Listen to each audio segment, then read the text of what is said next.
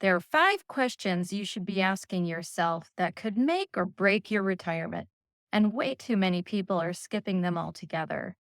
If you're close to retirement, you probably find yourself drowning in advice coming at you from every direction, and it's kind of hard to know where to begin.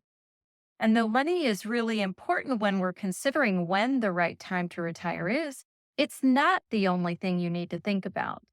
A big decision like this calls for a little reflection and a little dreaming too. You have to spend some time envisioning a life that's uniquely yours. So today we're talking about the 5 questions that will help you design a future that checks all your boxes.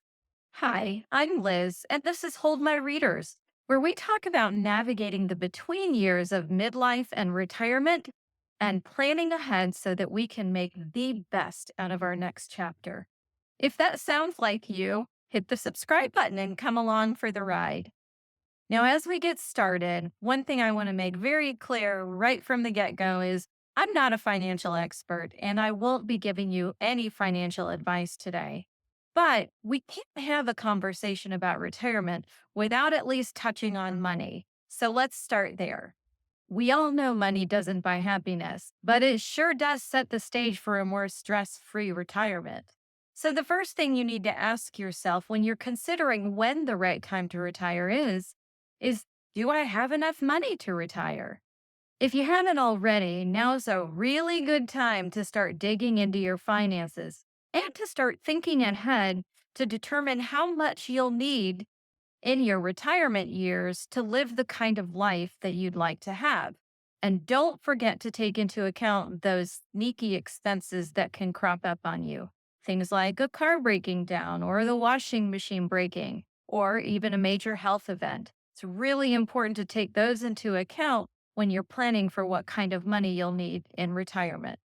I'll do a more in depth video later, but here are some money related things that you should be thinking about as you consider when the right time to retire is.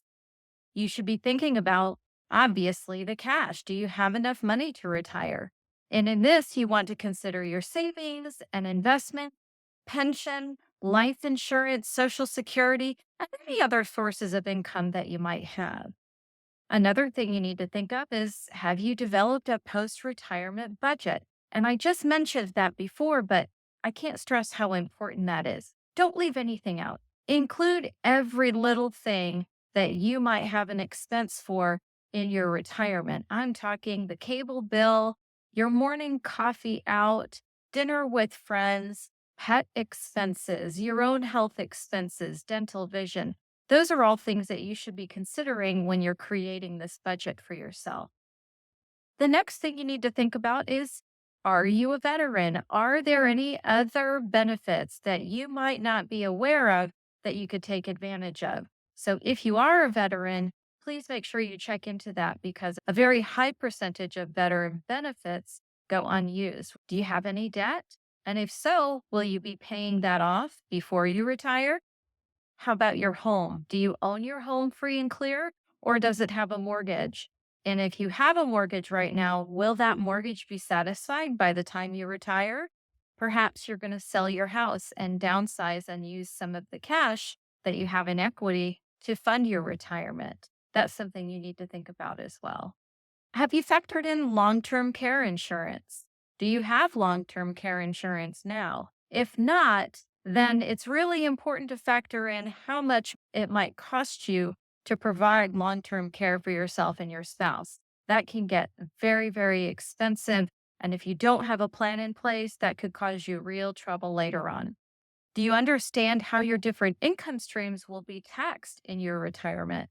Now, I'm not a tax expert, I'm not a financial expert, but I would advise you to talk to your financial advisor and also talk to your CPA about how your income will be taxed when you do retire, because you'll need to factor that into your budget as well.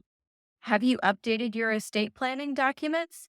Honestly, these are documents that everyone over the age of 18 should start to have in place, at least things like healthcare proxy. But as pre retirees and people who are looking to enter that stage of their lives, you need to visit with an elder law attorney and make sure all of the documents that you need are in place. Do you have an emergency fund set aside for unexpected expenses? We talked about those a moment ago, but it never fails. The car is going to break down, or your pet might have a health emergency. You might have a health emergency. You need to go across the country and take a flight for a funeral or for an event. There are all kinds of things that could crop up, and we could list those all day long, but I think you get the picture. Are you prepared for lifestyle inflation? We all know that our costs are not going to stay the same across the board as they are now. Those things change over time, and we need to account for that in our budgeting as well. There's an awful lot to think about, but the bottom line is you need to create a realistic budget that factors in both your dreams and those pesky surprises that we've been talking about. And this will be an incredibly useful tool as you really start to think about when the right time to retire is.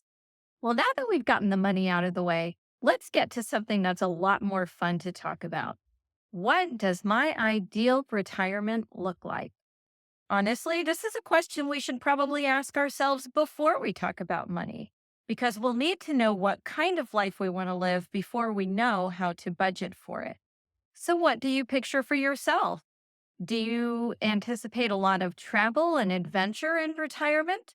Or will you opt for a quieter life and stay closer to home? Maybe you're considering a move to another country. How about hobbies? There are lots of things that are probably on your bucket list just waiting to be done. And so you need to factor those in too. And what will it cost to do the things that you really want to do? As you're considering these things, it might be a great time to make a vision board. Have you ever made a vision board before? They're an awful lot of fun, and I think that would be a great tool to do as you're visioning for your retirement. And we'll do another video on that that's more in depth later, but let me give you a basic rundown of what a vision board is. So basically, you'll gather things like magazines and photos and drawings, quotes, and other visuals that really resonate with your goals and dreams. Then you're going to arrange them onto a poster board in a way that feels meaningful and inspiring to you. It's a visual created by you of what you want your life to look like. As you're creating your vision board, forget about cookie cutter plans and what everybody else is doing. This vision board is all uniquely you and should represent everything that you hope and dream for in your retirement. Once you know what you want, it's a whole lot easier to create a plan to get there. And even if you land somewhere in the middle, knowing what you want will help to get you closer to that mark. This is a real opportunity for you to think about the things that bring you fulfillment and joy. So don't shortchange yourself here. So we've talked about money and we've talked about our dreams. Now let's move on to question number 3. Have I made plans for my physical and mental wellness? Retirement should be a time to enjoy life, not to worry about medical bills. Did you know that 85% of Americans over 65 have at least one chronic health condition? Even more shocking, 60% have at least two. If that doesn't grab your attention, I don't know what will. A proactive approach to health planning can save you a lot of heartache and lots of dollars down the road. Now, obviously, we can't control everything, but there are some things that we can do to be proactive about our health. To quote Benjamin Franklin, an ounce of prevention is worth a pound of cure. So that means that we should be proactive about our health and wellness now to prevent problems later. What does that mean? That means eating right. That means daily fitness. That means incorporating mental wellness activities into your daily lives. Don't wait for something to be a problem before you do something about it. You should also be making a plan for social engagement and connections. Social isolation among older adults is a real problem and leads to both physical and mental health issues. So start to get involved now. Find things that you enjoy that you can engage in that will carry through into your retirement. That could be volunteerism. It might be learning something new or picking up a new hobby, joining a club like a book club or a pickleball club. There are so many different options for things that you can do to get engaged in your community and stay socially engaged all the way into your retirement. You'll also want to make sure that you learn everything you can about Medicare before you age into the system. It can be a very complicated system to navigate, so understanding your options and knowing your needs is a very important factor. You'll also want to consider your long term care options. I know this seems kind of far off, and most of us are thinking, oh, I don't need to think about that quite yet. But I couldn't disagree more. This is something that we need to plan for because long term care and not planning ahead for it can take your retirement budget and throw it way off kilter. So, what do you anticipate for yourself?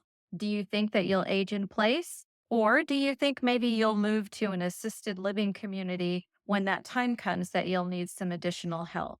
Make sure that you've planned for your long term care to prevent problems down the road. Ooh, well, alrighty then. That was another big one, wasn't it? Hey, let's take a quick break right here. If you're finding value in the content that we have here in this video, would you hit that subscribe button and that like button? And comment below and tell me which of these questions are questions that you've already planned for and which things you have yet to do some work on. Okay, moving on to question number 4.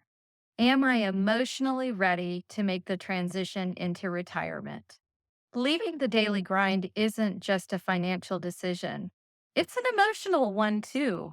Are you ready to step away from a career that you've spent possibly decades building? That's a really big decision and it's a really big identity shift. How are you feeling about that? You might have really mixed feelings about it. It's normal. It's normal to feel nostalgic and excited and a little bit scared too. I'm in the midst of making that identity shift myself right now as I shift roles in the company my husband and I have built together. And though I'm really excited to be able to focus a little more on my personal life and spending time with my grandson, it really is a big shift and leaves me feeling a little bit lost at times. The transition can be jarring, but honestly, it opens up a whole world of new opportunities and possibilities. If you're feeling that awkwardness of this transition and want more insight about navigating the in between years, check out my video, Midlife to Retirement, the awkward in between nobody prepares you for. Well, here we are at number 5. Retirement is the beginning of an incredible adventure and perhaps your chance to create the biggest part of the legacy you leave behind. So, question number 5, ask yourself, what impact do I want to have and how do I want to be remembered? Beyond financial security, think about your contributions to family, community, and your own personal growth. You want to craft a legacy that reflects your values and passions. But how do you do that? Here are a few ideas. Start or participate in impactful community projects. Use the skills you've developed in your career to mentor others. Your legacy is built one step at a time, and it's never too late to choose the kind of impact that you'll have on your community. Record the stories that you want your loved ones to share about you and the traditions and values you want to pass down to the future generations. Life writing is a great way to do this. And boy, what a great gift to your family, too. I'll be doing a video on life writing really soon, so be sure to subscribe and turn on notifications so you don't miss it. I hope this conversation was helpful to you. Did any of those questions strike a chord for you? Let me know in the comments which one and why. A final thought. Retirement isn't the beginning of the end. It's a launching pad into our next new adventure. And by asking the right questions now, we can be well prepared to have the best next chapter of our lives. Until next time.